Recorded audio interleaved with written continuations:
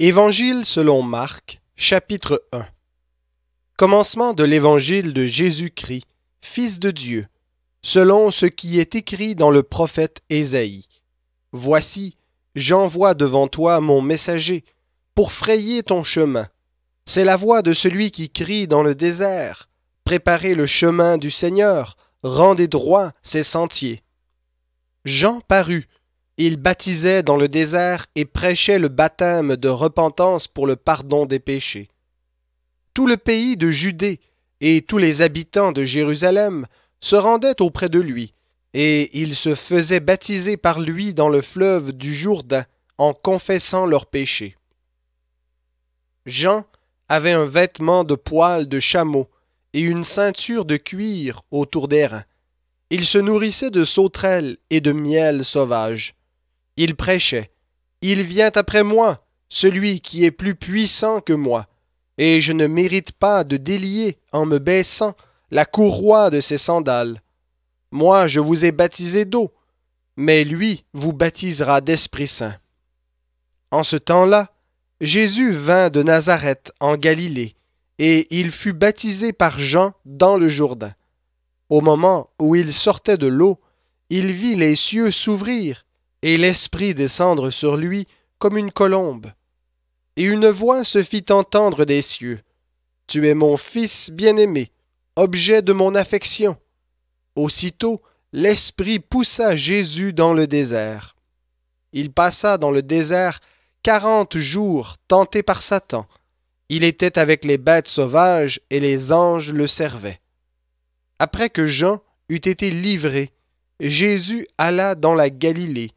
Il prêchait la bonne nouvelle de Dieu et disait : « Le temps est accompli et le royaume de Dieu est proche. Repentez-vous et croyez à la bonne nouvelle. » En passant le long de la mer de Galilée, il vit Simon et André, frères de Simon, qui jetaient leurs filets dans la mer. En effet, ils étaient pêcheurs.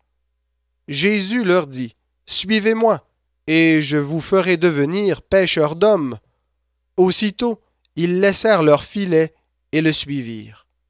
En allant un peu plus loin, il vit Jacques, fils de Zébédée, et Jean, son frère, qui étaient aussi dans une barque et réparaient les filets.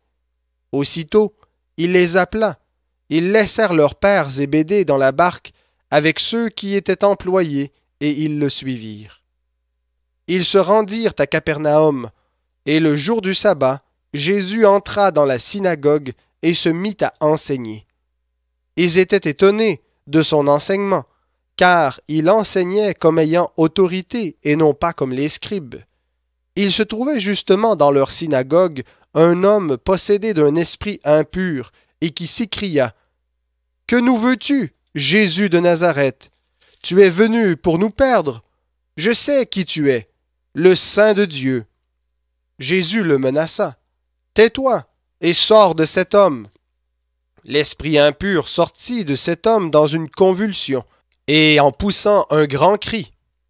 Tous furent saisis de stupeur, de sorte qu'ils se demandaient les uns aux autres : « Qu'est-ce que ceci ? Une nouvelle doctrine donnée avec autorité. Il commande même aux esprits impurs, et ils lui obéissent. » Et sa renommée se répandit aussitôt dans toute la région de la Galilée. En sortant de la synagogue, ils se rendirent avec Jacques et Jean à la maison de Simon et André. La belle-mère de Simon était couchée, elle avait de la fièvre. Aussitôt, on parla d'elle à Jésus. Il s'approcha, la fit lever en lui saisissant la main, la fièvre la quitta et elle se mit à les servir. Le soir venu, après le coucher du soleil, on lui amena tous les malades et les démoniaques. Et toute la ville était rassemblée devant la porte. Il guérit beaucoup de malades qui souffraient de divers maux. Il chassa aussi beaucoup de démons, mais il ne laissait pas les démons parler, parce qu'il le connaissait. Vers le matin, pendant qu'il faisait encore très sombre, il se leva et sortit pour aller dans un lieu désert, où il se mit à prier. Simon et ceux qui étaient avec lui s'empressèrent de le rechercher. Et quand ils l'eurent trouvé, ils lui dirent : « Tous te cherchent. » Il leur répondit, « Allons ailleurs, dans les bourgades voisines, afin que j'y prêche aussi, car c'est pour cela que je suis sorti. » Et il s'en alla par toute la Galilée, prêchant dans les synagogues et chassant les démons. Un lépreux vint à lui, et se jetant à genoux, il lui dit d'un ton suppliant, « Si tu le veux, tu peux me rendre pur. » Jésus, ému de compassion, étendit la main, le toucha et dit, « Je le veux, sois pur. » Aussitôt la lèpre le quitta, et il fut purifié. Jésus le renvoya aussitôt avec de sévères recommandations, et lui dit, « Garde-toi de rien dire à personne, mais va te montrer au sacrificateur, et présente pour ta purification ce que Moïse a prescrit, afin que cela leur serve de témoignage. » Mais cet homme, une fois parti, se mit à publier hautement la nouvelle et à la colporter, de sorte que Jésus ne pouvait plus entrer ouvertement dans une ville. Il se tenait dehors, dans les lieux déserts, et l'on venait à lui de toutes parts. Évangile selon Marc, chapitre 2. Quelques jours après, Jésus revint à Capernaum. On apprit qu'il était à la maison, et il s'assembla un si grand nombre de personnes qu'il n'y avait plus de place, même devant la porte. Il leur annonçait la parole. On vint lui amener un paralytique porté par 4 hommes.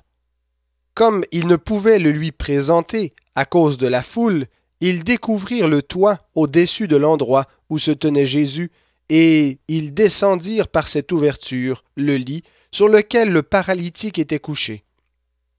Jésus, voyant leur foi, dit au paralytique, « Mon enfant, tes péchés te sont pardonnés. » Il y avait là quelques scribes qui étaient assis et qui raisonnaient en eux-mêmes. « Comment celui-là parle-t-il ainsi?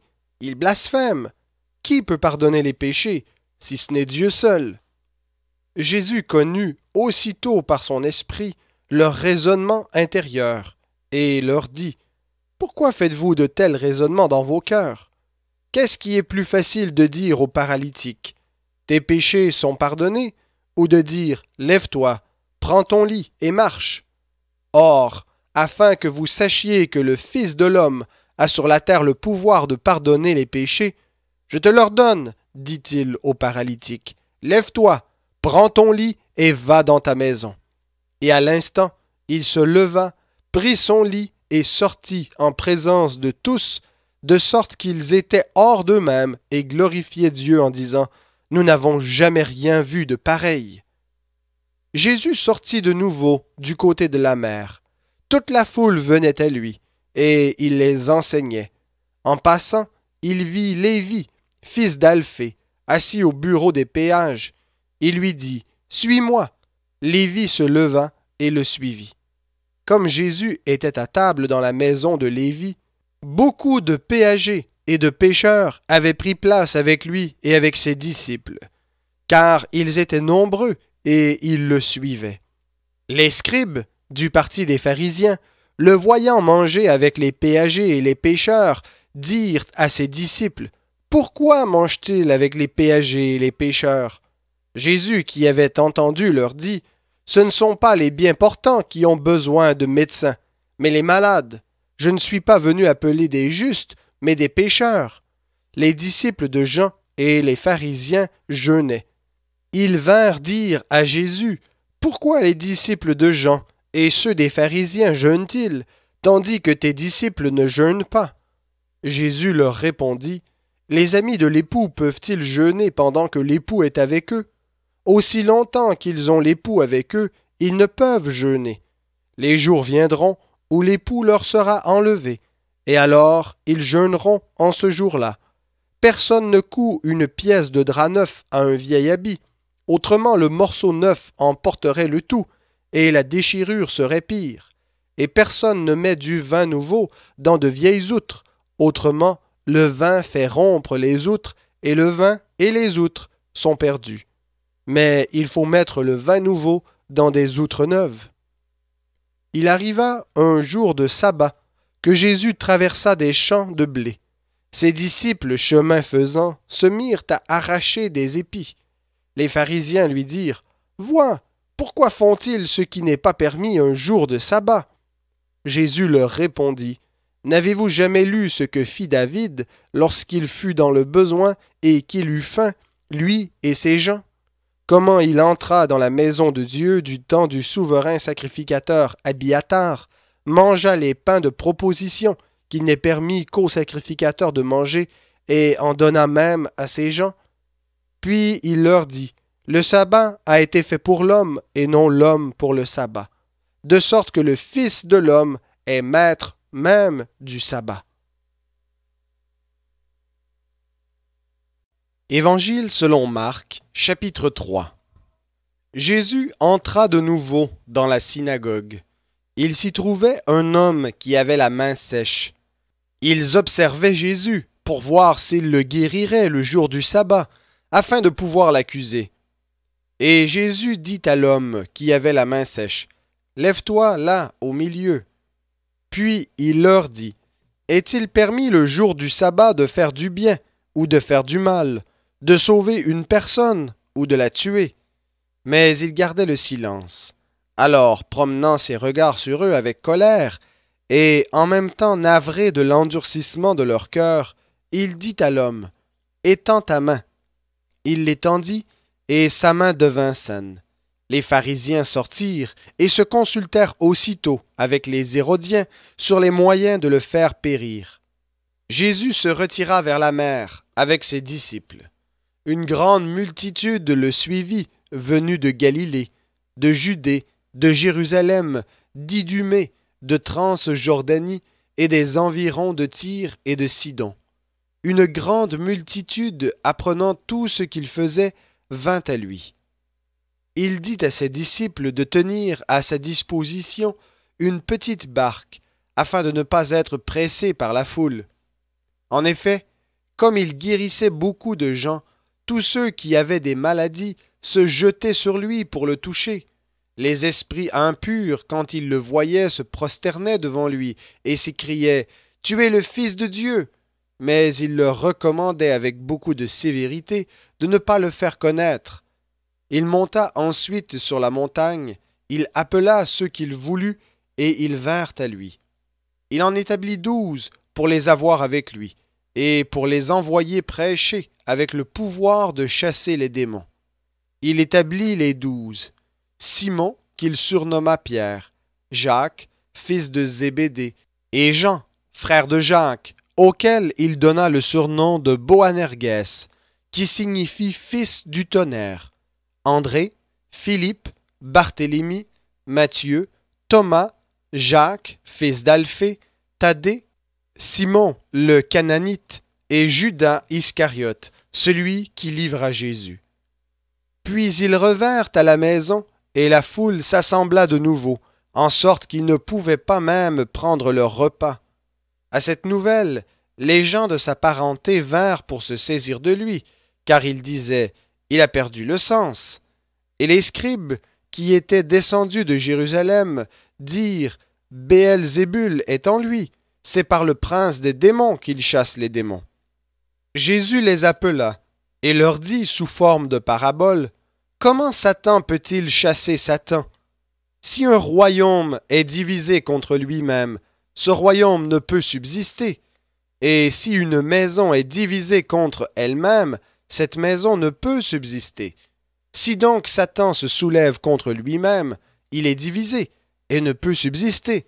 C'en est fini de lui. Personne ne peut entrer dans la maison d'un homme fort et piller ses biens, sans avoir auparavant lié cet homme fort. Alors il pillera sa maison.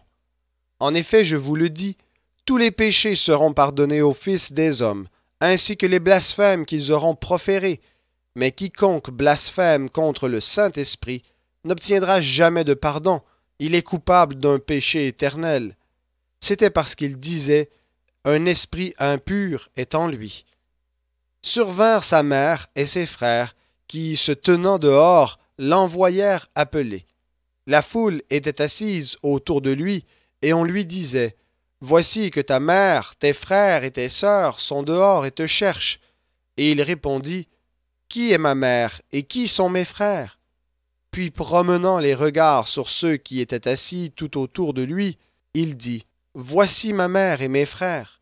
Quiconque fait la volonté de Dieu, celui-là est mon frère, ma sœur et ma mère. » Évangile selon Marc, chapitre 4. Jésus se mit de nouveau à enseigner au bord de la mer. Il s'assembla auprès de lui une si grande foule qu'il monta s'asseoir dans une barque sur la mer. Toute la foule était à terre, près de la mer. Il les enseignait longuement en paraboles et leur disait dans son enseignement, « Écoutez, le semeur sortit pour semer. Comme il semait, une partie de la semence tomba le long du chemin. Les oiseaux vinrent et la mangèrent. Une autre partie tomba dans un endroit pierreux, où elle n'avait pas beaucoup de terre. Elle leva aussitôt, parce qu'elle ne trouva pas une terre profonde. Mais quand le soleil se leva, elle fut brûlée et sécha, faute de racines. Une autre partie tomba parmi les épines. Les épines montèrent et l'étouffèrent, et elle ne donna point de fruits. Une autre partie tomba dans la bonne terre. Elle donna du fruit qui montait et croissait. Un grain en rapporta 30, un autre 60, et un autre 100. Puis il dit, que celui qui a des oreilles pour entendre, entende. Lorsqu'il fut en particulier, ceux qui l'entouraient avec les 12 l'interrogèrent sur les paraboles. Il leur dit, « C'est à vous qu'a été donné le mystère du royaume de Dieu, mais pour ceux du dehors, tout se passe en paraboles, afin que tout en regardant bien, ils ne voient pas, et qu'en entendant bien, ils ne comprennent pas, de peur qu'ils ne se convertissent et qu'ils ne soient pardonnés. » Il leur dit encore, « Vous ne comprenez pas cette parabole. Comment donc comprendrez-vous toutes les paraboles? Le semeur sème la parole. Ceux qui sont le long du chemin, où la parole est semée, ce sont ceux qui ne l'ont pas plutôt entendue, que Satan arrive et enlève la parole qui a été semée en eux. Et de même, ceux qui ont reçu la semence dans les endroits pierreux, ce sont ceux qui entendent la parole, la reçoivent aussitôt avec joie, mais ils n'ont pas de racines en eux-mêmes. Ce sont les hommes d'un moment, et dès que survient la tribulation ou la persécution à cause de la parole, ils y trouvent une occasion de chute. D'autres ont reçu la semence parmi les épines. Ce sont ceux qui entendent la parole, mais en qui les soucis du monde, la séduction des richesses et l'invasion des autres convoitises étouffent la parole et la rendent infructueuse. D'autres ont reçu la semence dans la bonne terre. Ce sont ceux qui entendent la parole, l'acceptent et portent du fruit. Un grain en donne 30, un autre 60 et un autre 100. Il leur disait encore, « Est-ce que la lampe se met sous le boisseau ou sous le lit? N'est-ce pas sur le chandelier? Car il n'est rien de caché qui ne doive être manifesté, rien de couvert qui ne doive venir au grand jour. Si quelqu'un a des oreilles pour entendre, qu'il entende. » Il leur disait encore, « Prenez garde à ce que vous entendez. On vous mesurera avec la mesure avec laquelle vous mesurez, et on y ajoutera pour vous. Car on donnera à celui qui a, mais à celui qui n'a pas, on ôtera même ce qu'il a. » Il dit encore, « Il est du royaume de Dieu comme d'un homme qui jette de la semence en terre. Qu'il dorme ou qu'il veille, nuit et jour la semence germe et croît, sans qu'il sache comment. La terre produit d'elle-même premièrement l'herbe, puis l'épi, enfin le blé bien formé dans l'épi. Et dès que le fruit est mûr, on y met la faucille, car la moisson est là. » Il dit encore, « À quoi comparerons-nous le royaume de Dieu, ou par quelle parabole le représenterons-nous? Il est semblable à un grain de moutarde qui, lorsqu'on le sème en terre, est la plus petite de toutes les semences de la terre. Mais une fois semé, il monte, devient plus grand que toutes les plantes potagères, et pousse des grandes branches, en sorte que les oiseaux du ciel peuvent habiter sous son ombre. C'est par beaucoup de paraboles de ce genre qu'il leur annonçait la parole, selon qu'ils étaient capables de l'entendre. Il ne leur parlait pas sans paraboles, mais en privé, il expliquait tout à ses disciples. Ce même jour, sur le soir, Jésus leur dit, « Passons sur l'autre rive. » Après avoir renvoyé la foule, ils l'emmenèrent dans la barque où il se trouvait, et il y avait aussi d'autres barques avec lui. Il s'éleva une forte bourrasque, et les vagues se jetaient dans la barque au point qu'elle se remplissait déjà. Et lui, il dormait à la poupe sur le coussin. Ils le réveillèrent et lui dirent, « Maître, tu ne te soucies pas de ce que nous périssons? » Il se réveilla, menaça le vent et dit à la mer, « Silence, tais-toi !» Le vent cessa et un grand calme se fit. Puis il leur dit, « Pourquoi avez-vous tellement peur? Comment n'avez-vous pas de foi? » Ils furent saisis d'une grande crainte et se dirent les uns aux autres, « Quel est donc celui-ci? Car même le vent et la mer lui obéissent. » Évangile selon Marc, chapitre 5. Ils arrivèrent sur l'autre rive de la mer dans le pays des Géraséniens. Aussitôt que Jésus eut débarqué, un homme sortant des tombeaux et possédé d'un esprit impur vint au-devant de lui. Il avait sa demeure dans les tombeaux et personne ne pouvait plus le lier, même avec une chaîne. Car souvent il avait eu les fers aux pieds et avait été lié de chaînes, mais il avait rompu les chaînes et brisé les fers, et personne n'avait la force de le dompter. Il était sans cesse nuit et jour dans les tombes et sur les montagnes, criant et se meurtrissant avec des pierres. Il vit Jésus de loin, accourut, se prosterna devant lui, et s'écria d'une voix forte, « Que me veux-tu, Jésus, Fils du Très-Haut? Je t'en conjure, au nom de Dieu, ne me tourmente pas. » Car Jésus lui disait, « Sors de cet homme, esprit impur. » Et il lui demanda, « Quel est ton nom? » ?»« Légion est mon nom, lui répondit-il, car nous sommes plusieurs. » Et il le suppliait instamment de ne pas les envoyer hors du pays. Or, il y avait là, près de la montagne, un grand troupeau de pourceaux en train de paître. Et les démons supplièrent Jésus en disant, « Envoie-nous dans ces pourceaux, afin que nous entrions en eux. » Il le leur permit. Et les esprits impurs sortirent, entrèrent dans les pourceaux, et le troupeau se précipita du haut de l'escarpement dans la mer. Il y en avait environ 2000, et ils se noyèrent. Ceux qui les faisaient paître s'enfuirent et répandirent la nouvelle dans la ville et dans les campagnes. Les gens allèrent voir ce qui était arrivé. Ils vinrent auprès de Jésus et virent le démoniaque, celui qui avait eu la légion, assis, vêtu et dans son bon sens, et ils furent saisis de crainte. Ceux qui avaient vu ce qui s'était passé leur racontèrent ce qui était arrivé au démoniaque, ainsi qu'aux pourceaux. Alors ils se mirent à supplier Jésus pour qu'il s'en aille de leur territoire. Comme il montait dans la barque, celui qui avait été démoniaque le suppliait afin de rester avec lui. Jésus ne le lui permit pas, mais il lui dit, « Va dans ta maison, vers les tiens, et raconte-leur tout ce que le Seigneur t'a fait, et comment il a eu pitié de toi. » Il s'en alla et se mit à publier dans la Décapole tout ce que Jésus avait fait pour lui, et tous étaient dans l'admiration. Jésus regagna en barque l'autre rive, et une fois de plus, une grande foule s'assembla près de lui. Il était au bord de la mer.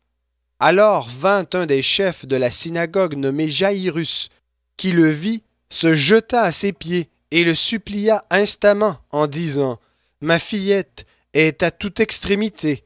Viens, impose-lui les mains, afin qu'elle soit sauvée et qu'elle vive. » Jésus s'en alla avec lui, et une grande foule le suivait et le pressait. Or il y avait une femme atteinte d'une perte de sang depuis 12 ans. Elle avait beaucoup souffert entre les mains de plusieurs médecins. Elle avait dépensé tout ce qu'elle possédait sans en tirer aucun avantage. Au contraire, son état avait plutôt empiré. Ayant entendu parler de Jésus, elle vint dans la foule par derrière et toucha son vêtement, car elle disait « Si je puis seulement toucher ses vêtements, je serai guérie. » Au même instant, la perte de sang s'arrêta, et elle sentit dans son corps qu'elle était guérie de son mal. Jésus ressentit aussitôt en lui-même qu'une force était sortie de lui.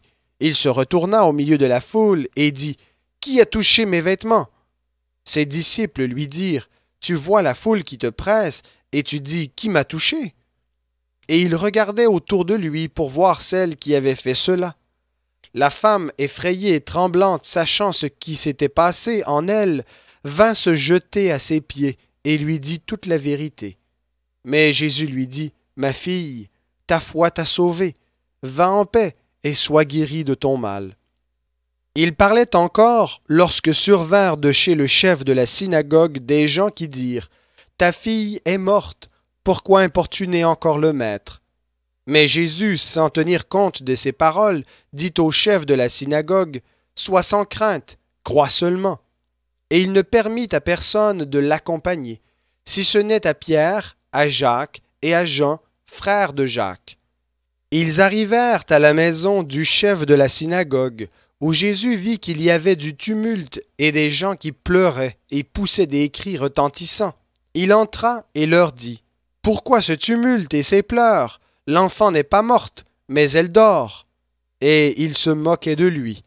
Alors il les fit tous sortir, prit avec lui le père et la mère de l'enfant, de même que ceux qui l'avaient accompagné, et entra là où se trouvait l'enfant. Il saisit l'enfant par la main et lui dit « Talitha koumi », ce qui se traduit « Jeune fille, lève-toi, je te le dis ». Aussitôt la jeune fille se leva et se mit à marcher, car elle avait 12 ans.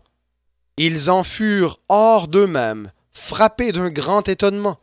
Jésus leur fit de vives recommandations, afin que personne ne le sache, et il leur dit de donner à manger à la jeune fille. Évangile selon Marc, chapitre 6. Jésus partit de là et se rendit dans sa patrie. Ses disciples le suivirent.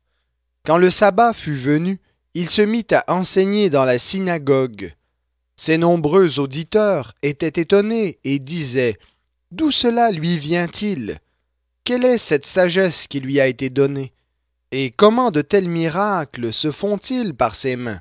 N'est-ce pas le charpentier, le fils de Marie, le frère de Jacques, de Jose, de Jude et de Simon? Et ses sœurs ne sont-elles pas ici parmi nous? » Et il était pour eux une occasion de chute. Mais Jésus leur dit « Un prophète n'est méprisé que dans sa patrie, parmi ses parents et dans sa maison. » Et il ne put faire là aucun miracle, sinon guérir quelques malades en leur imposant les mains. Et il s'étonna de leur incrédulité. Il parcourait les villages d'alentour en enseignant. Alors il appela les 12 et se mit à les envoyer 2 à 2, en leur donnant pouvoir sur les esprits impurs. Il leur recommanda de ne rien prendre pour la route, sinon un bâton seulement, ni pain, ni sac, ni monnaie dans la ceinture, mais, disait-il, chaussez-vous de sandales et ne revêtez pas de tunique.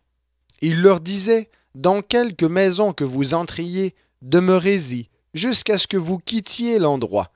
Et si quelque part les gens ne vous reçoivent ni ne vous écoutent, en partant de là, secouez la poussière de vos pieds en témoignage contre eux. Ils partirent et prêchèrent la repentance. Ils chassaient beaucoup de démons, oignaient d'huile beaucoup de malades et les guérissaient. Le roi Hérode l'apprit. En effet, le nom de Jésus devenait célèbre, et l'on disait « Jean-Baptiste est ressuscité d'entre les morts, et c'est pour cela qu'il a le pouvoir de faire des miracles. » D'autres disaient « C'est Élie », et d'autres disaient « C'est un prophète, comme l'un des prophètes. » Mais Hérode, en apprenant cela, disait « Ce Jean que j'ai fait décapiter, c'est lui qui est ressuscité. » car Hérode lui-même avait fait saisir Jean et l'avait enchaîné en prison à cause d'Hérodiade, femme de Philippe, son frère, qu'il avait épousée. En effet, Jean lui disait « Il ne t'est pas permis d'avoir la femme de ton frère. » Hérodiade avait du ressentiment contre lui et voulait le faire mourir, mais elle ne le pouvait, car Hérode craignait Jean, sachant qu'il était un homme juste et saint. Il le protégeait, et quand il l'avait entendu, il était très perplexe. Pourtant, il l'écoutait avec plaisir. Cependant, un jour opportun arriva, lorsque Hérode, à l'anniversaire de sa naissance, donna un festin à ses dignitaires, aux chefs militaires et aux principaux de la Galilée. La fille d'Hérodiade entra et dansa. Elle plut à Hérode et à ses convives. Le roi dit à la jeune fille, « Demande-moi ce que tu voudras, et je te le donnerai. » Il lui fit ce serment, « Ce que tu me demanderas, je te le donnerai quand ce serait la moitié de mon royaume. » Elle sortit et dit à sa mère, « Que demanderai-je » Celle-ci répondit, « La tête de Jean-Baptiste. » Elle s'empressa de rentrer aussitôt vers le roi et de lui demander, « Je veux que tu me donnes tout de suite sur un plat la tête de Jean-Baptiste. » Le roi fut attristé, mais à cause de ses serments et des convives, il ne voulut pas lui opposer un refus. Il envoya aussitôt un garde avec ordre d'apporter la tête de Jean-Baptiste. Le garde alla décapiter Jean dans sa prison et apporta la tête sur un plat. Il la donna à la jeune fille, et la jeune fille la donna à sa mère. À cette nouvelle, les disciples de Jean vinrent prendre son corps et le mirent dans un tombeau. Les apôtres se rassemblèrent auprès de Jésus et lui racontèrent tout ce qu'ils avaient fait et ce qu'ils avaient enseigné. Il leur dit, « Venez à l'écart dans un lieu désert et reposez-vous un peu. » Car beaucoup de personnes allaient et venaient, et ils n'avaient pas même le temps de manger. Ils partirent donc dans la barque pour aller à l'écart dans un lieu désert. Plusieurs les virent s'en aller et les reconnurent, et de toutes les villes on accourut à pied, et on les devança, là où ils se rendaient. Quand il sortit de la barque, Jésus vit une grande foule et en eut compassion, parce qu'ils étaient comme des brebis qui n'ont pas de berger, et il se mit à les enseigner longuement. Comme l'heure était déjà avancée, ses disciples s'approchèrent de lui et dirent, « Ce lieu est désert, et l'heure est déjà avancée. Renvoie-les, afin qu'ils aillent dans les campagnes et dans les villages des environs pour s'acheter de quoi manger. » Jésus leur répondit, « Donnez-leur vous-même à manger. » Mais ils lui dirent, « Irons-nous acheter des pains pour 200 deniers et leur donnerons-nous à manger? » Et il leur répondit, « Combien avez-vous de pain? Allez voir. » Ils s'en informèrent et répondirent, « 5 et 2 poissons. » Alors il leur commanda de les faire tous asseoir en groupe sur l'herbe verte. Et ils s'assirent par rangées de 100 et de 50. Il prit les 5 pains et les 2 poissons, leva les yeux vers le ciel et dit la bénédiction. Puis il rompit les pains et les donna aux disciples pour les distribuer à la foule. Il partagea aussi les 2 poissons entre tous. Tous mangèrent et furent rassasiés, et l'on emporta 12 paniers pleins de morceaux de pain et de poissons. Ceux qui avaient mangé les pains étaient 5000 hommes. Aussitôt après, il obligea ses disciples à monter dans la barque et à le précéder sur l'autre rive, vers Bethsaïda, pendant que lui-même renverrait la foule. Quand il eut pris congé d'elle, il s'en alla sur la montagne pour prier. Le soir venu, la barque était au milieu de la mer, et Jésus était seul à terre. Il vit qu'ils avaient beaucoup de peine à ramer car le vent leur était contraire. À la 4e veille de la nuit environ, il alla vers eux, en marchant sur la mer, et il voulait les dépasser. Quand ils le virent marcher sur la mer, ils pensèrent que c'était un fantôme, et ils poussèrent des cris, car ils le voyaient tous, et ils furent troublés. Aussitôt Jésus leur parla et leur dit, « Rassurez-vous, c'est moi, n'ayez pas peur. » Puis il monta auprès d'eux dans la barque, et le vent tomba. En eux-mêmes, ils étaient tous stupéfaits, car ils n'avaient pas compris le miracle des pains, parce que leur cœur était endurci. Après avoir achevé leur traversée, ils arrivèrent dans le pays de Génézareth, et ils abordèrent. Quand ils furent sortis de la barque, les gens reconnurent aussitôt Jésus, parcoururent toute la région, et se mirent à apporter des malades sur des grabats, partout où l'on apprenait qu'il était. Partout où il entrait, village, ville ou campagne, on mettait des malades sur les places publiques, et on le suppliait afin de toucher seulement la frange de son vêtement, et tous ceux qui le touchaient étaient délivrés. Évangile selon Marc, chapitre 7. Les pharisiens et quelques scribes venus de Jérusalem s'assemblèrent autour de Jésus. Ils virent quelques-uns de ses disciples prendre leur repas avec des mains impures, c'est-à-dire non lavées. Or les pharisiens et tous les Juifs ne mangent pas sans s'être soigneusement lavé les mains, parce qu'ils tiennent à la tradition des anciens. Et quand ils reviennent de la place publique, ils ne mangent qu'après avoir fait les aspersions rituelles.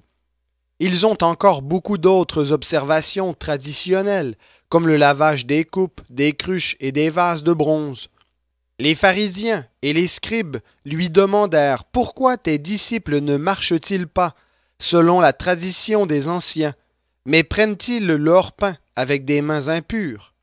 Jésus leur répondit « Ésaïe a bien prophétisé sur vous, hypocrites, ainsi qu'il est écrit « Ce peuple m'honore des lèvres, mais son cœur est très éloigné de moi. C'est en vain qu'ils me rendent un culte en enseignant des doctrines qui ne sont que préceptes humains. Vous abandonnez le commandement de Dieu et vous tenez à la tradition des hommes. » Il poursuivit, « Vous rejetez bel et bien le commandement de Dieu pour garder votre tradition, car Moïse a dit « Honore ton père et ta mère », et celui qui maudira son père ou sa mère sera puni de mort.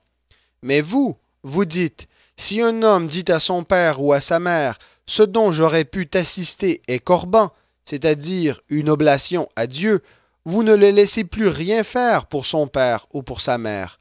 Vous annulez ainsi la parole de Dieu par votre tradition que vous vous êtes donnée, et vous faites bien d'autres choses semblables.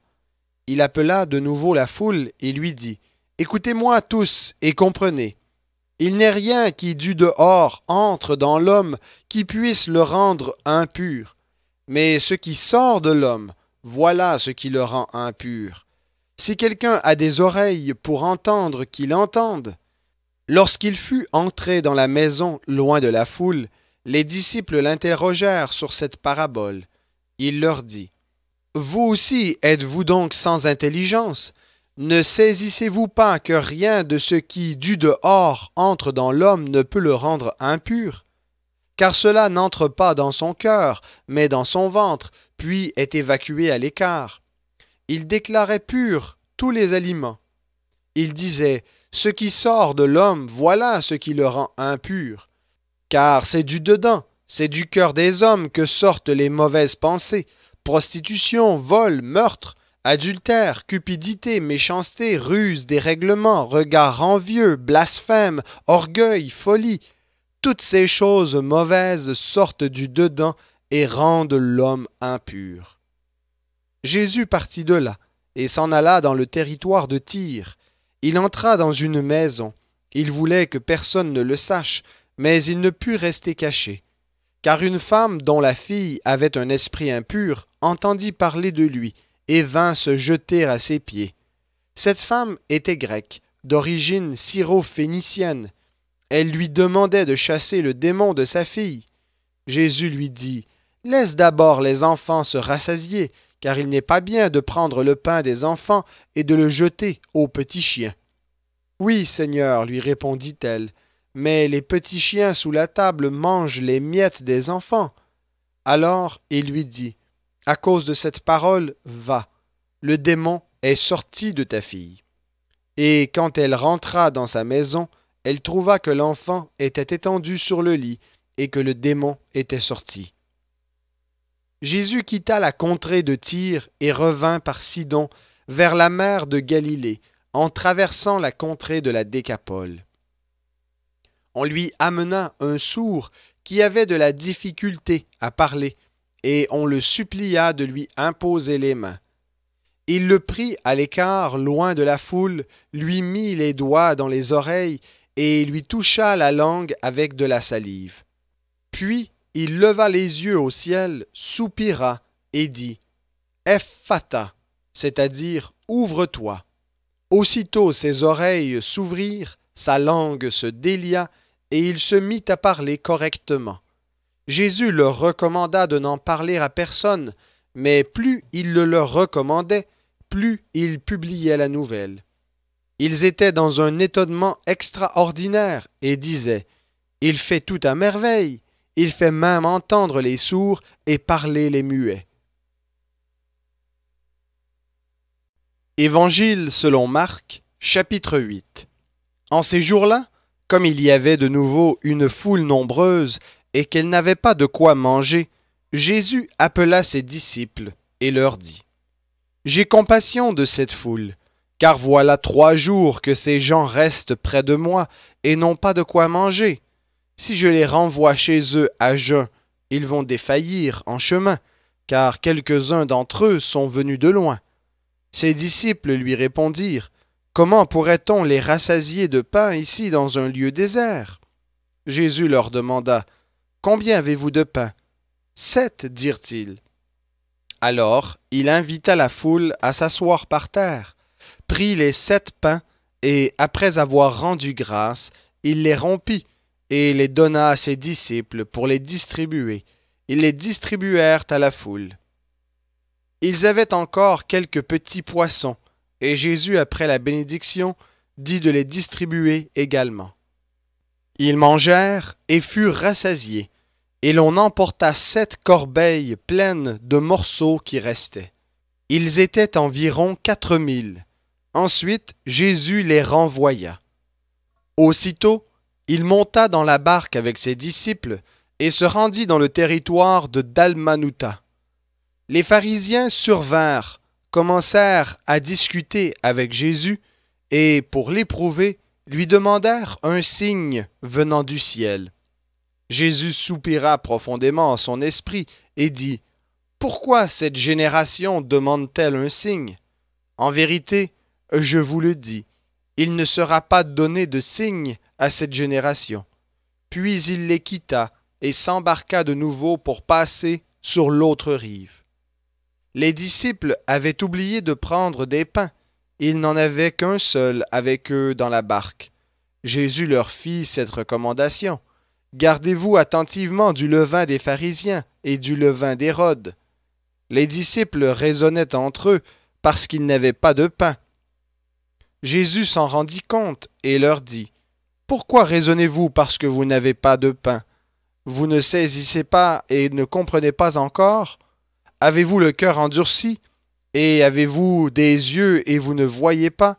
Vous avez des oreilles et vous n'entendez pas? Ne vous rappelez-vous pas lorsque j'ai rompu les 5 pains pour les 5000 hommes? Combien de paniers pleins de morceaux vous avez emportés? 12, lui répondirent-ils. Et quand j'ai rompu les 7 pains pour les 4000 hommes, combien de corbeilles pleines de morceaux avez-vous emporté? 7, dirent-ils. Et il leur dit, ne comprenez-vous pas encore? Ils se rendirent à Bethsaïda. On lui amena un aveugle et on le supplia de le toucher. Il prit l'aveugle par la main et le conduisit hors du village. Puis il lui mit de la salive sur les yeux, lui imposa les mains et lui demanda « Vois-tu quelque chose ?» Il ouvrit les yeux et dit « Je vois des hommes, mais comme des arbres, et ils marchent. » Jésus lui mit de nouveau les mains sur les yeux, et quand l'aveugle regarda fixement, il était rétabli et voyait tout distinctement.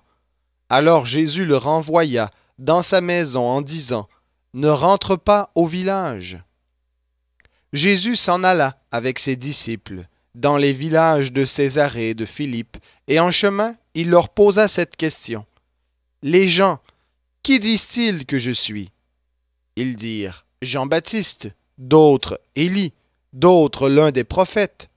Mais vous, leur demanda-t-il, qui dites-vous que je suis? Pierre lui répondit, Tu es le Christ. Jésus leur recommanda sévèrement de ne dire à personne ce qui le concernait. Il commença alors à leur apprendre qu'il fallait que le Fils de l'homme souffre beaucoup, qu'il soit rejeté par les anciens, par les principaux sacrificateurs et par les scribes, qu'il soit mis à mort et qu'il ressuscite 3 jours après. Il disait ces paroles ouvertement, et Pierre le prit à part et se mit à lui faire des reproches. Mais Jésus se retourna, regarda ses disciples, fit des reproches à Pierre et lui dit, « Arrière de moi, Satan, car tes pensées ne sont pas celles de Dieu, mais celles des hommes. » Puis il appela la foule avec ses disciples et leur dit, « Si quelqu'un veut venir après moi, qu'il renonce à lui-même, qu'il se charge de sa croix et qu'il me suive. Quiconque en effet voudra sauver sa vie la perdra, mais quiconque perdra sa vie à cause de moi et de l'Évangile la sauvera. Et que sert-il à un homme de gagner le monde entier s'il perd son âme? Que donnerait un homme en échange de son âme? En effet, quiconque aura honte de moi et de mes paroles au milieu de cette génération adultère et pécheresse, le Fils de l'homme aussi aura honte de lui, quand il viendra dans la gloire de son Père avec les saints anges. Évangile selon Marc, chapitre 9. Il leur dit encore, « En vérité, je vous le dis, quelques-uns de ceux qui se tiennent ici ne goûteront point la mort avant d'avoir vu le royaume de Dieu venir avec puissance. » 6 jours après, Jésus prit avec lui Pierre, Jacques et Jean, et il les conduisit seuls à l'écart sur une haute montagne. Il fut transfiguré devant eux. Ses vêtements devinrent resplendissants, et d'une telle blancheur qu'il n'est pas de blanchisseur sur terre qui puisse blanchir ainsi. Élie et Moïse leur apparurent. Ils s'entretenaient avec Jésus. Pierre prit la parole et dit à Jésus, « Rabbi, il est bon que nous soyons ici. Dressons 3 tentes, une pour toi, une pour Moïse et une pour Élie. » Ils ne savaient que dire, car l'effroi les avait saisis. Une nuée vint les envelopper, et de la nuée sortit une voix. « Celui-ci est mon Fils bien-aimé, écoutez-le. » Aussitôt les disciples regardèrent alentour, mais ils ne virent plus personne, que Jésus seul avec eux. Comme ils descendaient de la montagne, Jésus leur recommanda de ne raconter à personne ce qu'ils avaient vu, jusqu'à ce que le Fils de l'homme soit ressuscité d'entre les morts. Ils retinrent cette parole tout en discutant entre eux. « Qu'est-ce que ressusciter d'entre les morts ?» Les disciples lui posèrent cette question. « Pourquoi les scribes disent-ils, il faut qu'Élie vienne d'abord ?» Il leur répondit, « Élie vient d'abord, et rétablit toutes choses. Comment est-il écrit du Fils de l'homme qu'il doit souffrir beaucoup et être méprisé? Mais je vous dis qu'Élie est venu, et qu'ils l'ont traité comme ils l'ont voulu, selon ce qui est écrit de lui. » Lorsqu'ils furent arrivés près des disciples, ils virent autour d'eux une grande foule et des scribes qui discutaient avec eux. Dès que la foule vit Jésus, elle fut très surprise, et l'on accourait pour le saluer. Il leur demanda, « Sur quoi discutez-vous avec eux? » Et un homme de la foule lui répondit, « Maître, j'ai amené auprès de toi mon fils, en qui se trouve un esprit muet. En quelque lieu qu'il le saisisse, il le jette par terre. L'enfant écume, grince des dents et devient tout raide. J'ai prié tes disciples de chasser l'esprit, et ils n'en ont pas été capables. » Jésus leur répondit, « Race incrédule, jusques à quand serai-je avec vous? Jusques à quand vous supporterai-je? Amenez-le-moi. » On le lui amena. Et aussitôt que l'enfant vit Jésus, l'esprit le fit entrer en convulsion. Il tomba par terre et se roulait en écumant. Jésus demanda au Père, « Combien y a-t-il de temps que cela lui arrive? » « Depuis son enfance, répondit-il. Et souvent l'esprit l'a jeté dans le feu et dans l'eau pour le faire périr. Mais si tu peux quelque chose, viens à notre secours, aie compassion de nous. Jésus lui dit, si tu peux, tout est possible à celui qui croit. Aussitôt le père de l'enfant s'écria, je crois, viens au secours de mon incrédulité. Jésus, voyant accourir la foule, menaça l'esprit impur et lui dit, esprit muet et sourd, je te l'ordonne, sors de cet enfant et n'y rentre plus. Et il sortit en poussant des cris, avec une violente convulsion. L'enfant devint comme mort, de sorte que plusieurs le disaient mort. Mais Jésus le saisit par la main et le fit lever. Et il se tint debout. Quand Jésus fut rentré dans la maison, ses disciples l'interrogèrent en privé. « Pourquoi n'avons-nous pu chasser cet esprit ?» Il leur dit, « Cette espèce de démon ne peut sortir que par la prière. » Ils partirent de là et traversèrent la Galilée. Jésus ne voulait pas qu'on le sache, car il enseignait ses disciples et leur disait, « Le Fils de l'homme sera livré entre les mains des hommes. Ils le feront mourir, et 3 jours après sa mort, il ressuscitera. » Mais les disciples ne comprenaient pas cette parole, et ils craignaient de le questionner. Ils arrivèrent à Capernaum. Lorsqu'il fut dans la maison, Jésus leur demanda, « De quoi discutiez-vous en chemin ?» Mais ils gardèrent le silence, car en chemin, ils s'étaient entretenus sur la question de savoir qui était le plus grand. Alors il s'assit, appela les 12 et leur dit, « Si quelqu'un veut être le premier, qu'il soit le dernier de tous et le serviteur de tous. » Et il prit un petit enfant, le plaça au milieu d'eux, et après l'avoir embrassé, il leur dit, « Quiconque reçoit en mon nom un de ces petits enfants me reçoit moi-même. Et quiconque me reçoit ne me reçoit pas moi-même, mais reçoit celui qui m'a envoyé. » Jean lui dit, « Maître, nous avons vu un homme qui chasse les démons en ton nom, et qui ne nous suit pas, et nous l'en avons empêché, parce qu'il ne nous suit pas. » Jésus dit, « Ne l'en empêchez pas, car il n'est personne qui fasse un miracle en mon nom, et puisse aussitôt après parler mal de moi. En effet, celui qui n'est pas contre nous est pour nous, et quiconque vous donnera à boire un verre d'eau en mon nom, parce que vous êtes au Christ, en vérité, je vous le dis, il ne perdra point sa récompense. Mais si quelqu'un était une occasion de chute pour l'un de ces petits qui croient, il vaudrait mieux pour lui qu'on lui mette autour du cou une meule de moulin et qu'on le jette dans la mer. Si ta main est pour toi une occasion de chute, coupe-la. Mieux vaut pour toi entrer manchot dans la vie que d'avoir les 2 mains et d'aller dans la géhenne, dans le feu qui ne s'éteint pas, où leur ver ne meurt pas et où le feu ne s'éteint pas. Si ton pied est pour toi une occasion de chute, coupe-le. Mieux vaut pour toi entrer boiteux dans la vie que d'avoir les 2 pieds et d'être jeté dans la géhenne, dans le feu qui ne s'éteint pas, où leur ver ne meurt pas et où le feu ne s'éteint pas. Et si ton œil est pour toi une occasion de chute, arrache-le. Mieux vaut pour toi entrer borgne dans le royaume de Dieu que d'avoir 2 yeux et d'être jeté dans la géhenne, où leur ver ne meurt pas et où le feu ne s'éteint pas.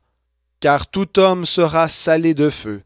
Le sel est une bonne chose, mais si le sel perd sa saveur, avec quoi l'assaisonnerez-vous? Ayez du sel en vous-même, et soyez en paix les uns avec les autres. Évangile selon Marc, chapitre 10. Jésus se mit en route pour se rendre aux confins de la Judée et de l'autre côté du Jourdain. Les foules s'assemblèrent de nouveau auprès de lui, et selon sa coutume, une fois de plus, il les enseignait. Les pharisiens l'abordèrent et, pour l'éprouver, lui demandèrent s'il est permis à un homme de répudier sa femme. Il leur répondit, « Que vous a commandé Moïse ?»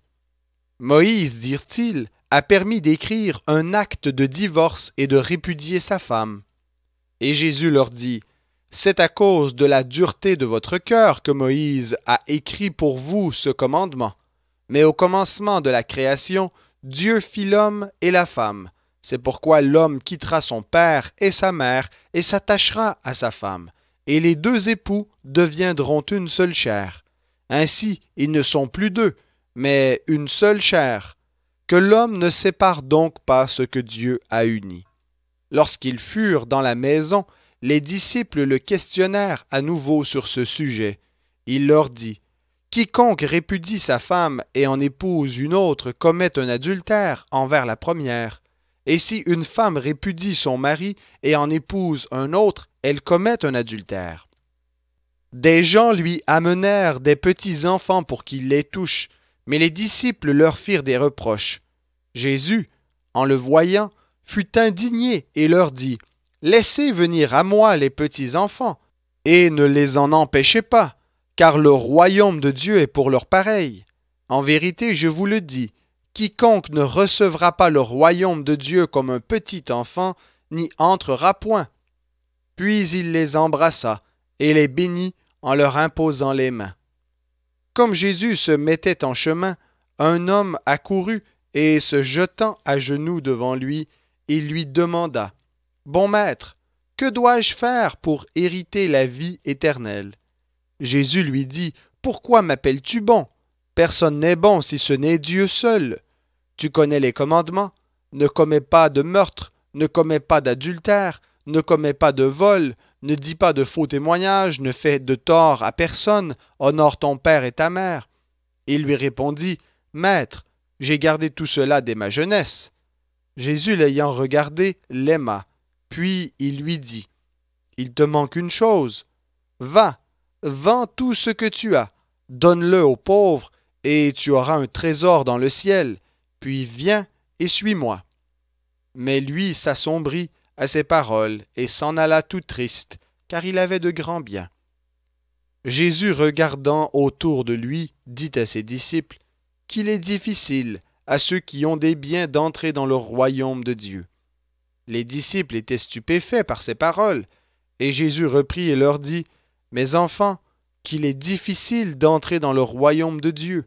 Il est plus facile à un chameau de passer par le trou de l'aiguille qu'à un riche d'entrer dans le royaume de Dieu. » Les disciples s'étonnaient encore davantage et se disaient les uns aux autres, « Alors qui peut être sauvé? » Jésus les regarda et dit, « Cela est impossible aux hommes, mais non à Dieu, car tout est possible à Dieu. » Pierre se mit à lui dire, « Voici que nous avons tout quitté et que nous t'avons suivi. » Jésus répondit, « En vérité, je vous le dis, il n'est personne qui ait quitté à cause de moi et de l'Évangile, maison, frères, sœurs, mère, père, enfants ou terre, et qui ne reçoive au centuple présentement dans ce temps-ci des maisons, des frères, des sœurs, des mères, des enfants et des terres, avec des persécutions, et dans le siècle à venir, la vie éternelle. Plusieurs des premiers seront les derniers, et les derniers seront les premiers. » Ils étaient en chemin pour monter à Jérusalem, et Jésus allait devant eux. Les disciples étaient angoissés, et ceux qui suivaient étaient dans la crainte. Jésus prit de nouveau les 12 auprès de lui, et se mit à leur dire ce qui devait lui arriver. « Voici, nous montons à Jérusalem, et le Fils de l'homme sera livré aux principaux sacrificateurs et aux scribes. Ils le condamneront à mort, le livreront aux païens, se moqueront de lui, cracheront sur lui, le flagelleront et le feront mourir.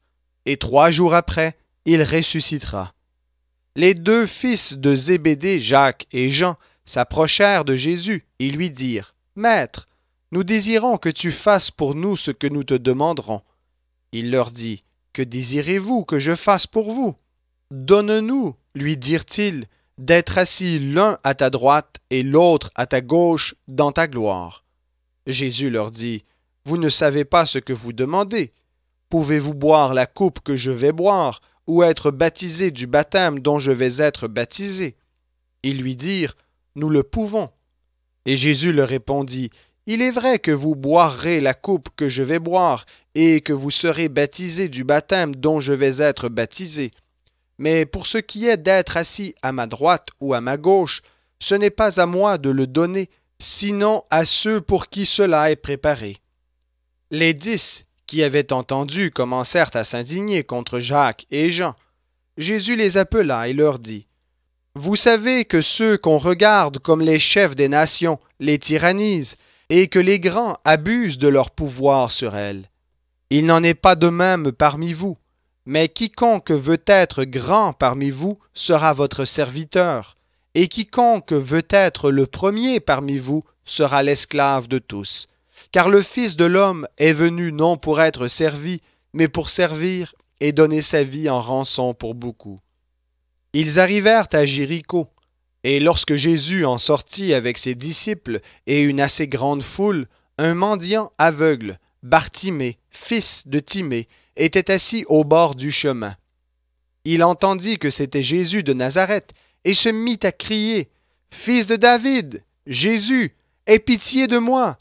Plusieurs lui faisaient des reproches pour le faire taire, mais il criait d'autant plus « Fils de David, aie pitié de moi !» Jésus s'arrêta et dit « Appelez-le !» Ils appelèrent l'aveugle en lui disant « Prends courage, lève-toi, il t'appelle. » L'aveugle jeta son manteau, se leva d'un bond et vint vers Jésus. Jésus prit la parole et lui dit « Que veux-tu que je te fasse ?» « Rabouni, lui dit l'aveugle, que je recouvre la vue. » Et Jésus lui dit « Va, ta foi t'a sauvé. » Aussitôt, il recouvra la vue et se mit à suivre Jésus sur le chemin. Évangile selon Marc, chapitre 11. Lorsqu'ils approchèrent de Jérusalem, de Bethphagée et de Béthanie, vers le mont des Oliviers, Jésus envoya 2 de ses disciples en leur disant « Allez au village qui est devant vous. Dès que vous y serez entrés, vous trouverez un ânon attaché sur lequel aucun homme ne s'est encore assis. Détachez-le et amenez-le. Si quelqu'un vous dit « Pourquoi faites-vous cela ?» Répondez « Le Seigneur en a besoin, et à l'instant, il le laissera venir ici. » Ils s'en allèrent, trouvèrent un ânon attaché dehors près d'une porte dans la rue, et le détachèrent. Quelques-uns de ceux qui étaient là leur dirent « Que faites-vous, et pourquoi détachez-vous cet ânon ?» Ils répondirent comme Jésus l'avait dit, et on les laissa aller. Ils amenèrent à Jésus l'ânon sur lequel ils jetèrent leurs vêtements, et Jésus s'assit dessus. Beaucoup de gens étendirent leurs vêtements sur le chemin, et d'autres des rameaux qu'ils coupèrent dans les champs. Ceux qui précédaient et ceux qui suivaient Jésus criaient « Hosanna! Béni soit celui qui vient au nom du Seigneur! Béni soit le règne qui vient, le règne de David, notre Père! Hosanna dans les lieux très hauts! » Jésus entra à Jérusalem dans le temple.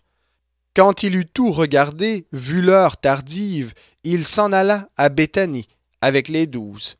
Le lendemain, comme il sortait de Béthanie, Jésus eut faim. Apercevant de loin un figuier qui avait des feuilles, il alla voir s'il s'y trouvait quelque chose, mais s'en étant approché, il n'y trouva que des feuilles, car ce n'était pas la saison des figues. Il prit alors la parole et lui dit « Que jamais personne ne mange plus de ton fruit. » Et ses disciples entendirent. Ils arrivèrent à Jérusalem, et Jésus entra dans le temple. Il se mit à chasser ceux qui vendaient et ceux qui achetaient dans le temple. Il renversa les tables des changeurs et les sièges des vendeurs de pigeons. Il ne laissait personne transporter un objet à travers le temple. Il les enseignait et disait « N'est-il pas écrit « Ma maison sera appelée une maison de prière pour toutes les nations » mais vous en avez fait une caverne de voleurs. » Les principaux sacrificateurs et les scribes l'entendirent et cherchèrent les moyens de le faire périr. Ils le craignaient parce que toute la foule était frappée par sa doctrine. Quand le soir fut venu, Jésus et ses disciples sortirent de la ville. Le lendemain, en passant, les disciples virent le figuier séché jusqu'aux racines. Pierre, se rappelant ce qui s'était passé, dit à Jésus « Rabbi, regarde, le figuier que tu as maudit a séché. » Jésus prit la parole et leur dit « Ayez foi en Dieu. En vérité, je vous le dis, si quelqu'un dit à cette montagne « Ôte-toi de là et jette-toi dans la mer », et s'il ne doute pas en son cœur, mais croit que ce qu'il a dit arrive, cela lui sera accordé. C'est pourquoi je vous le dis, Tout ce que vous demandez en priant, croyez que vous l'avez reçu, et cela vous sera accordé. Et lorsque vous êtes debout en prière, si vous avez quelque chose contre quelqu'un, pardonnez, afin que votre Père qui est dans les cieux vous pardonne aussi vos fautes. Mais si vous ne pardonnez pas, votre Père qui est dans les cieux ne vous pardonnera pas non plus vos fautes. Ils se rendirent de nouveau à Jérusalem, et pendant que Jésus se promenait dans le temple, les principaux sacrificateurs, les scribes et les anciens vinrent à lui et lui dirent : « Par quelle autorité fais-tu cela? Et qui t'a donné l'autorité pour le faire? » Jésus leur répondit : « Je vous poserai une seule question. Répondez-moi, et je vous dirai par quelle autorité je fais cela. Le baptême de Jean, venait-il du ciel ou des hommes? Répondez-moi. » Mais ils raisonnèrent ainsi entre eux. Si nous répondons du ciel, il dira : « Pourquoi n'avez-vous donc pas cru en lui? » Et si nous répondons des hommes, ils craignaient le peuple, car tous tenaient Jean pour un véritable prophète. Alors ils répondirent à Jésus : « Nous ne savons pas. » Et Jésus leur dit : « Moi non plus, je ne vous dis pas par quelle autorité je fais cela. » Évangile selon Marc, chapitre 12. Jésus se mit ensuite à leur parler en parabole. Un homme planta une vigne, il l'entoura d'une haie, creusa un pressoir et bâtit une tour. Puis il la loua à des vignerons et partit en voyage. La saison venue, il envoya un serviteur vers les vignerons pour recevoir de leur part des fruits de la vigne. Ils le prirent, le frappèrent et le renvoyèrent les mains vides. Il envoya de nouveau vers eux un autre serviteur. Ils le frappèrent à la tête et l'outragèrent. Il en envoya un troisième qu'ils tuèrent, puis plusieurs autres qu'ils battirent ou tuèrent. Seul son fils bien-aimé lui restait. Il l'envoya vers eux le dernier en disant : « Ils respecteront mon fils. » Mais ces vignerons se dirent entre eux : « C'est lui l'héritier. Venez, tuons-le, et l'héritage sera à nous. » Ils le prirent, le tuèrent et le jetèrent hors de la vigne. Que fera le maître de la vigne? Il viendra, fera périr les vignerons et donnera la vigne à d'autres. N'avez-vous pas lu cette parole de l'Écriture? La pierre qu'ont rejetée ceux qui bâtissaient est devenue la principale, celle de l'angle. C'est du Seigneur que cela est venu, et c'est une merveille à nos yeux. Ils cherchaient à se saisir de lui, mais ils craignaient la foule. Ils avaient compris que c'était pour eux que Jésus avait dit cette parabole. Ils le quittèrent et s'en allèrent. Ils envoyèrent auprès de Jésus quelques-uns des pharisiens et des hérodiens, afin de le prendre au piège de ses propres paroles. Ils vinrent lui dire : « Maître, nous savons que tu es vrai, et que tu ne redoutes personne, car tu ne regardes pas à l'apparence des hommes, et tu enseignes la voie de Dieu selon la vérité. Est-il permis de payer le tribut à César? Devons-nous payer ou ne pas payer? » Jésus, qui connaissait leur hypocrisie, leur répondit : « Pourquoi me mettez-vous à l'épreuve? Apportez-moi un denier afin que je le voie. » Ils en apportèrent un, et Jésus leur demanda : « De qui sont cette effigie et cette inscription? » « De César, lui répondirent-ils.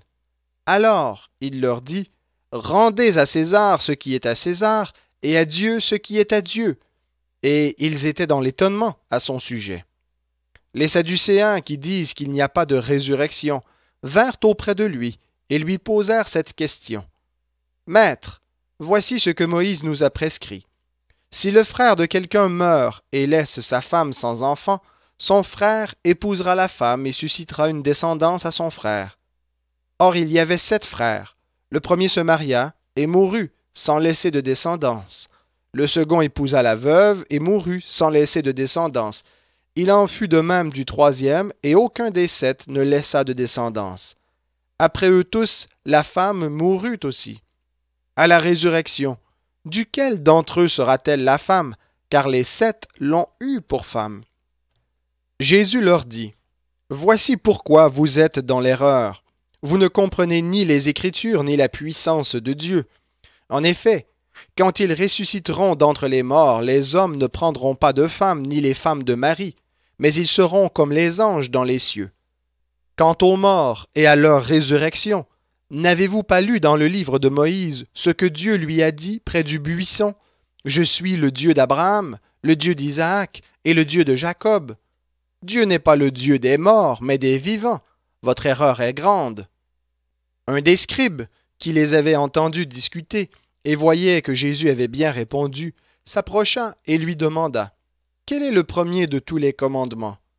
Jésus répondit: Voici le premier. Écoute, Israël, le Seigneur notre Dieu. Le Seigneur est un. Et tu aimeras le Seigneur ton Dieu, de tout ton cœur, de toute ton âme, de toute ta pensée et de toute ta force. Voici le second. Tu aimeras ton prochain comme toi-même. Il n'y a pas d'autre commandement plus grand que ceux-là. Le scribe lui dit: Bien, maître, tu as dit avec vérité que Dieu est unique et qu'il n'y en a pas d'autre que lui, et que l'aimer de tout son cœur, de toute son intelligence, de toute sa force, et qu'aimer son prochain comme soi-même, c'est plus que tous les holocaustes et tous les sacrifices. Jésus, voyant qu'il avait répondu avec intelligence, lui dit: Tu n'es pas loin du royaume de Dieu. Et personne n'osa plus lui poser de questions. Jésus prit la parole et se mit à enseigner dans le temple. Comment les scribes peuvent-ils dire que le Christ est le fils de David? David lui-même, animé par l'Esprit Saint, a dit: Le Seigneur a dit à mon Seigneur: Assieds-toi à ma droite, jusqu'à ce que je fasse de tes ennemis ton marchepied. David lui-même l'appelle Seigneur. Comment donc est-il son fils? Et une grande foule l'écoutait avec plaisir. Il leur disait dans son enseignement: Gardez-vous des scribes. Ils désirent se promener en robe longue. Ils désirent les salutations sur les places publiques, les premiers sièges dans les synagogues, les premières places dans les repas. Ils dévorent les maisons des veuves et font pour l'apparence de longues prières. Ils subiront une condamnation particulièrement sévère. Assis vis-à-vis du tronc, Jésus regardait comment la foule y mettait de l'argent. Plusieurs riches mettaient beaucoup. Il vint aussi une pauvre veuve, et elle y mit 2 petites pièces, faisant 1/4 de sou.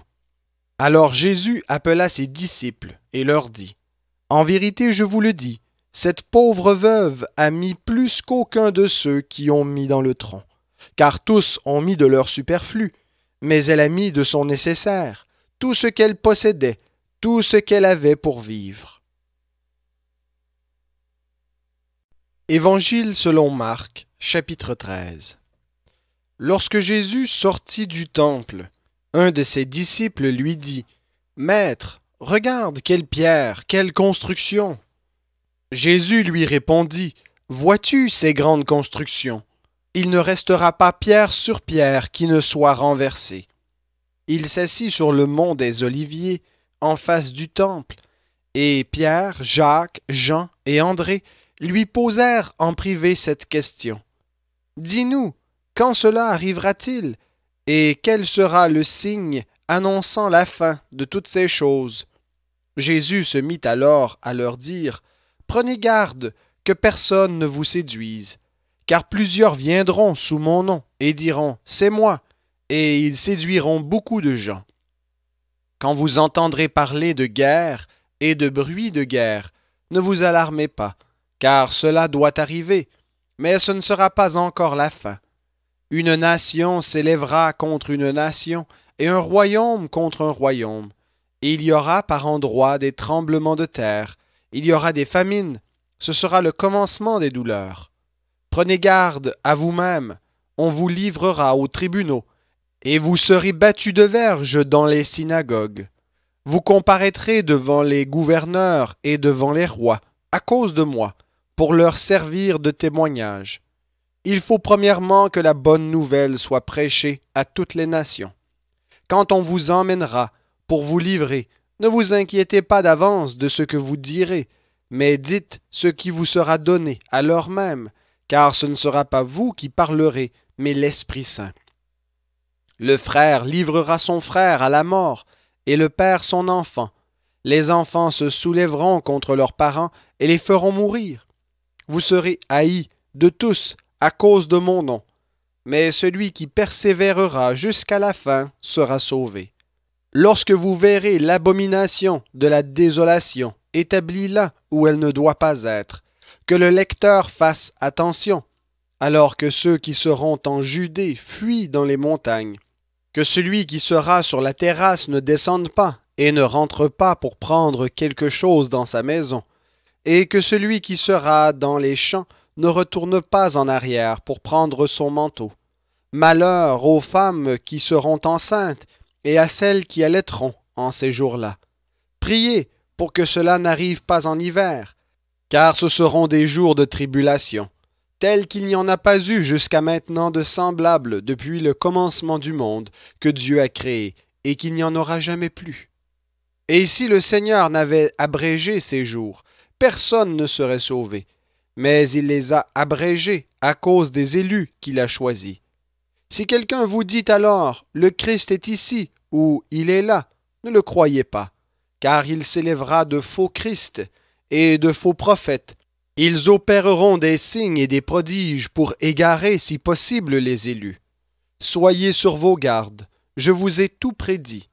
Mais dans ces jours, après cette tribulation, le soleil s'obscurcira, la lune ne donnera plus sa clarté, les étoiles tomberont du ciel, et les puissances qui sont dans les cieux seront ébranlées. Alors on verra le Fils de l'homme venir sur les nuées avec beaucoup de puissance et de gloire. Alors il enverra ses anges et rassemblera ses élus des 4 vents, de l'extrémité de la terre jusqu'à l'extrémité du ciel. Recevez l'enseignement de la parabole du figuier. Dès que ses branches deviennent tendres et que les feuilles poussent, vous savez que l'été est proche. De même, vous aussi, quand vous verrez ces choses arriver, sachez que le Fils de l'homme est proche à la porte. En vérité, je vous le dis, cette génération ne passera point, que tout cela n'arrive. Le ciel et la terre passeront, mais mes paroles ne passeront point. Pour ce qui est du jour ou de l'heure, personne ne les connaît, pas même les anges dans le ciel, pas même le Fils, mais le Père seul. Prenez garde, veillez et priez, car vous ne savez quand sera le moment. Il en sera comme d'un homme qui part en voyage, laisse sa maison, donne pouvoir à ses serviteurs, à chacun sa tâche, et commande au portier de veiller. Veillez donc, car vous ne savez quand viendra le maître de la maison, le soir, ou au milieu de la nuit, ou au chant du coq, ou le matin.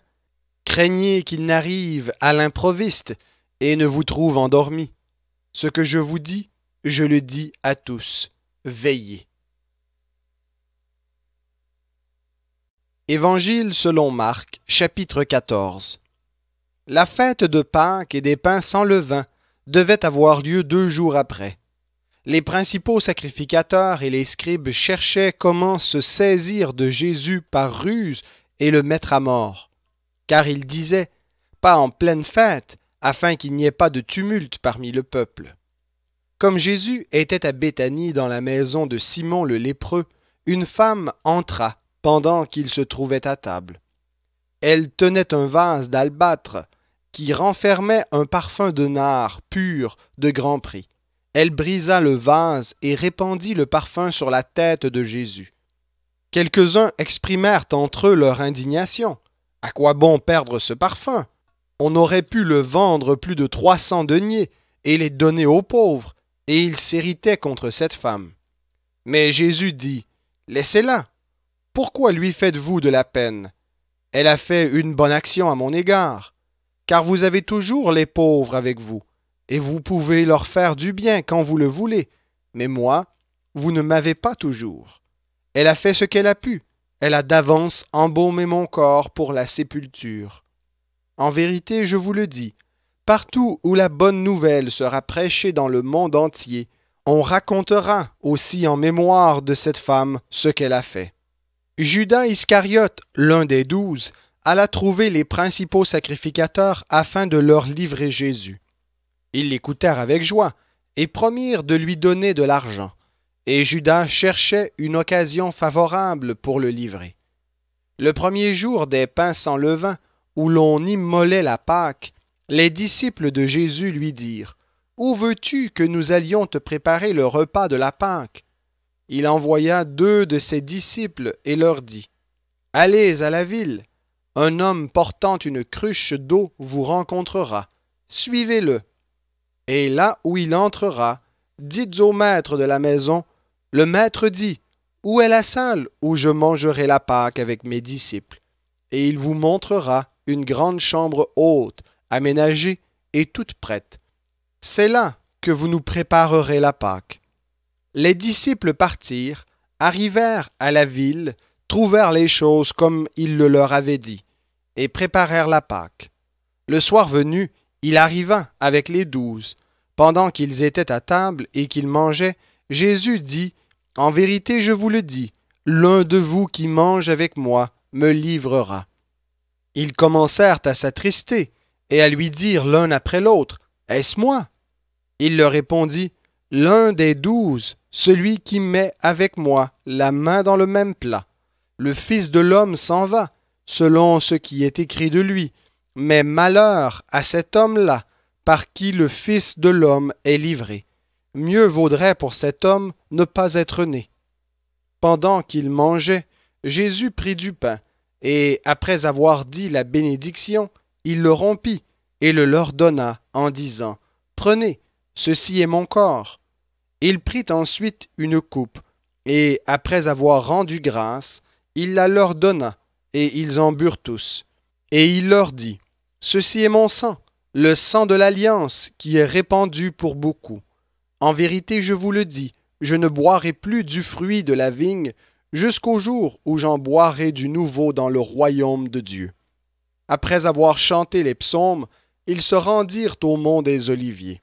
Jésus leur dit, « Vous trouverez tous une occasion de chute, car il est écrit, « Je frapperai le berger, et les brebis seront dispersées. » Mais après ma résurrection, je vous précéderai en Galilée.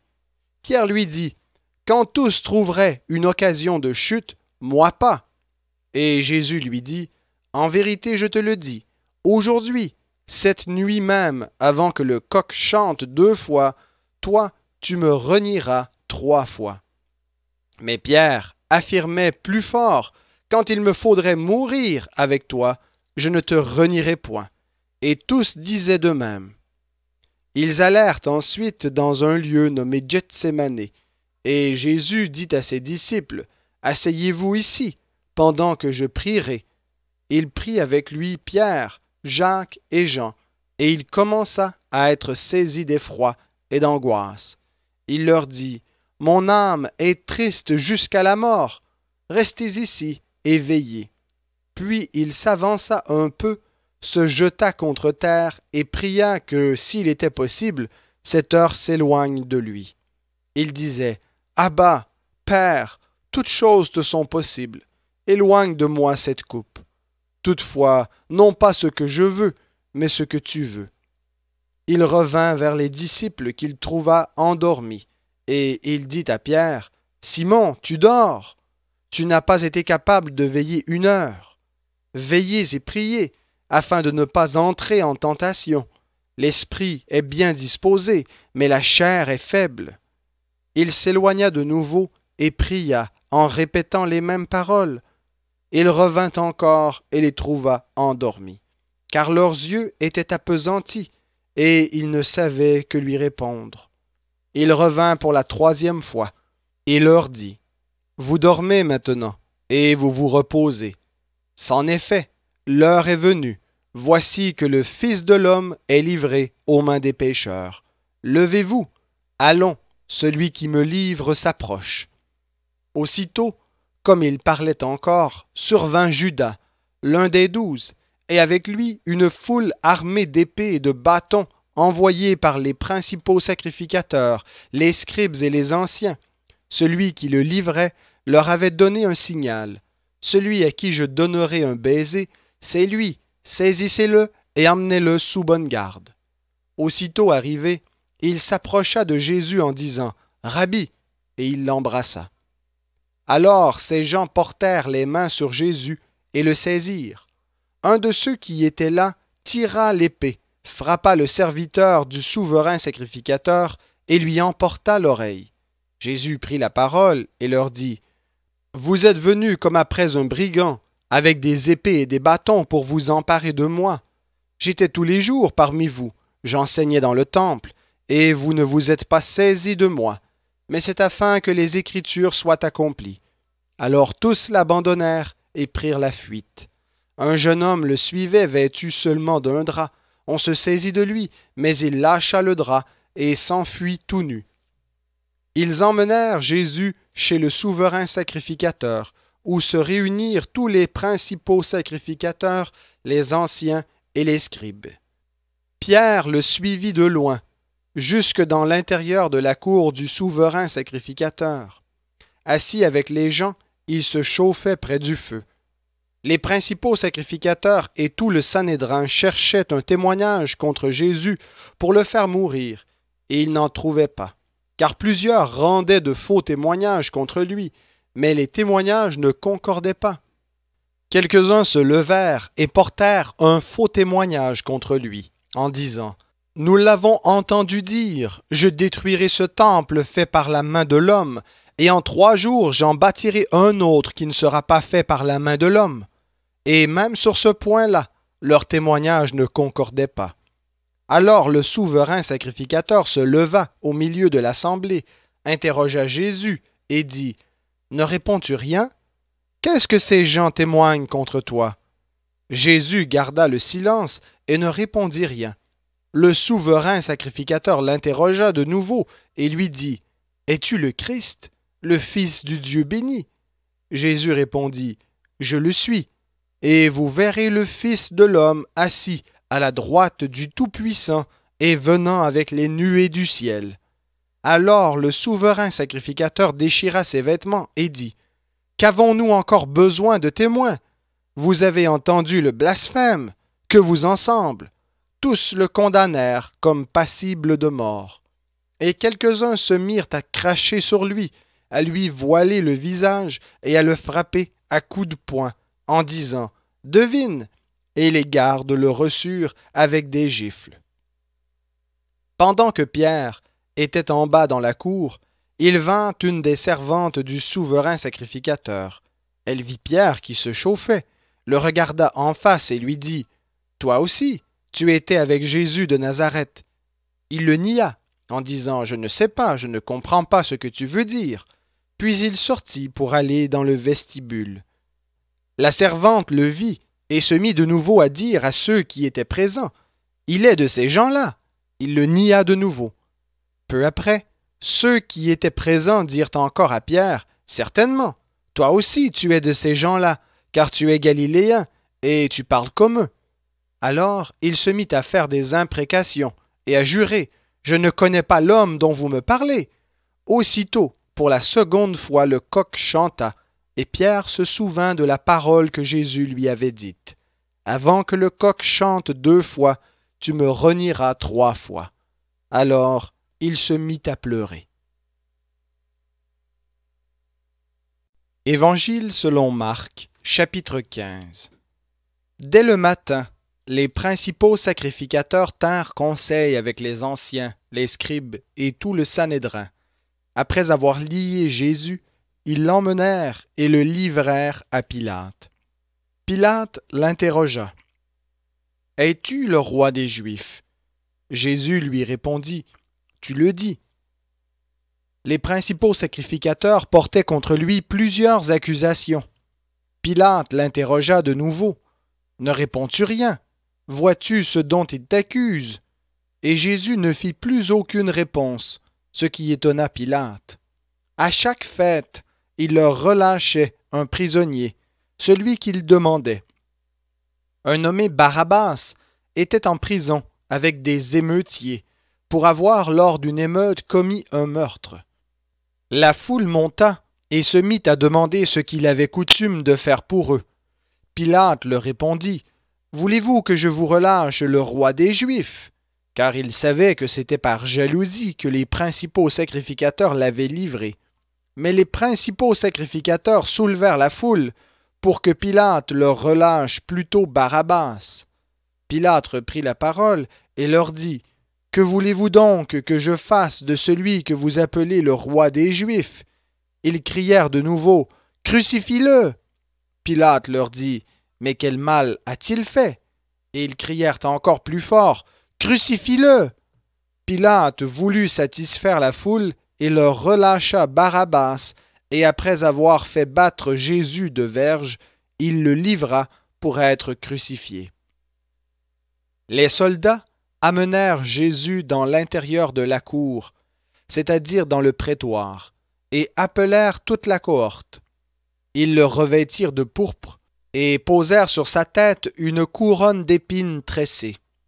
Puis ils se mirent à le saluer. « Salut, roi des Juifs !» Et ils lui frappaient la tête avec un roseau, crachaient sur lui et fléchissaient les genoux pour se prosterner devant lui. Après s'être moqués de lui, ils lui ôtèrent la pourpre, lui mirent ses vêtements et l'emmenèrent pour le crucifier. Ils forcèrent à porter la croix de Jésus un passant qui revenait des champs, Simon de Cyrène, père d'Alexandre et de Rufus, et ils conduisirent Jésus au lieu nommé Golgotha, ce qui se traduit « lieu du crâne ». Ils lui donnèrent à boire un vin mêlé de myrrhe, mais il ne le prit pas. Ils le crucifièrent et se partagèrent ses vêtements, en tirant au sort ce que chacun emporterait.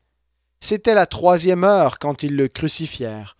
L'inscription indiquant le motif de sa condamnation portait ces mots « Le roi des Juifs ». Ils crucifièrent avec lui 2 brigands, l'un à sa droite, l'autre à sa gauche.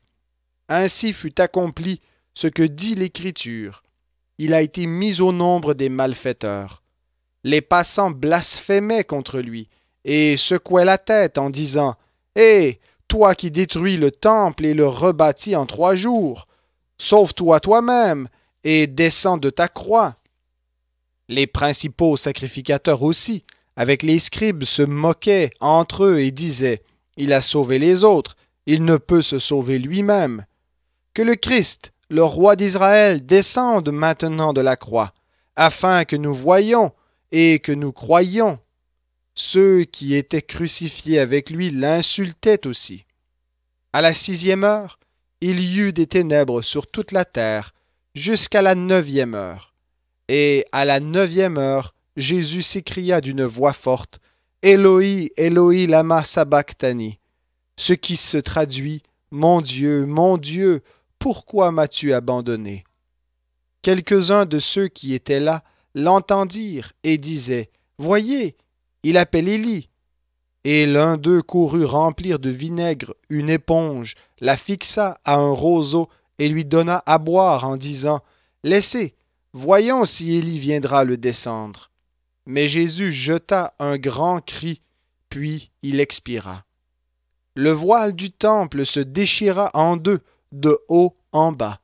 Le centurion qui se tenait en face de Jésus, voyant qu'il avait expiré de la sorte, dit, « Cet homme était vraiment le Fils de Dieu. » Il y avait aussi des femmes qui regardaient de loin.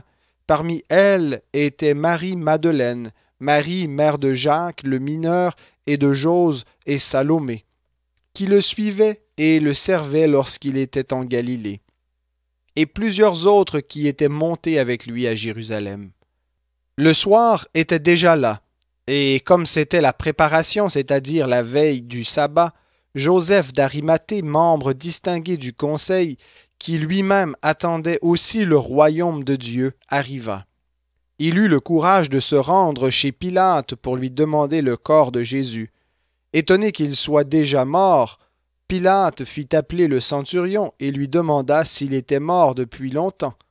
Renseigné par le centurion, il donna le corps à Joseph. Celui-ci acheta un linceul, descendit Jésus de la croix, l'enveloppa du linceul et le déposa dans une tombe taillée dans le roc. Puis il roula une pierre à l'entrée du tombeau. Marie-Madeleine et Marie, mère de Jacques, regardaient où on le mettait. Évangile selon Marc, chapitre 16. Lorsque le sabbat fut passé, Marie-Madeleine, Marie, mère de Jacques et Salomé achetèrent des aromates afin d'aller embaumer Jésus. Le premier jour de la semaine, elles se rendirent à la tombe très tôt au lever du soleil. Elles disaient entre elles, « Qui nous roulera la pierre de l'entrée du tombeau ?» Elles levèrent les yeux et s'aperçurent que la pierre, qui était très grande, avait été roulée. Elles entrèrent dans le tombeau, virent un jeune homme assis à droite, vêtu d'une robe blanche, et elles furent épouvantées. Il leur dit, « Ne vous épouvantez pas. Vous cherchez Jésus de Nazareth, le crucifié. Il est ressuscité, il n'est pas ici. Voici l'endroit où on l'avait déposé. Mais allez dire à ses disciples et à Pierre qu'il vous précède en Galilée. C'est là que vous le verrez comme il vous l'a dit. » Elles sortirent du tombeau et s'enfuirent tremblantes et hors d'elles-mêmes, mais elles ne dirent rien à personne à cause de leur effroi. Jésus, ressuscité le matin du premier jour de la semaine, apparut d'abord à Marie-Madeleine, de laquelle il avait chassé 7 démons. Elle alla en porter la nouvelle à ceux qui avaient été avec lui, et qui menaient deuil et pleuraient. Quand ils entendirent qu'il vivait et qu'elle l'avait vu, ils ne la crurent pas. Après cela, il se montra sous une autre forme à 2 d'entre eux qui étaient en chemin et se rendaient à la campagne. Ils revinrent aussi l'annoncer aux autres qui ne les crurent pas non plus. Enfin, il se montra aux 11 pendant qu'ils étaient à table, et il leur reprocha leur incrédulité et la dureté de leur cœur, parce qu'ils n'avaient pas cru ceux qui l'avaient vu ressusciter. Puis il leur dit, « Allez dans le monde entier et prêchez la bonne nouvelle à toute la création. Celui qui croira et qui sera baptisé sera sauvé, mais celui qui ne croira pas sera condamné. Voici les signes qui accompagneront ceux qui auront cru. En mon nom, ils chasseront les démons, ils parleront de nouvelles langues, ils saisiront des serpents. S'ils boivent quelque breuvage mortel, il ne leur fera point de mal. Ils imposeront les mains aux malades, et ceux-ci seront guéris. » Le Seigneur, après leur avoir parlé, fut enlevé au ciel, et il s'assit à la droite de Dieu. Et ils s'en allèrent prêcher partout. Le Seigneur travaillait avec eux et confirmait la parole par les signes qui l'accompagnaient.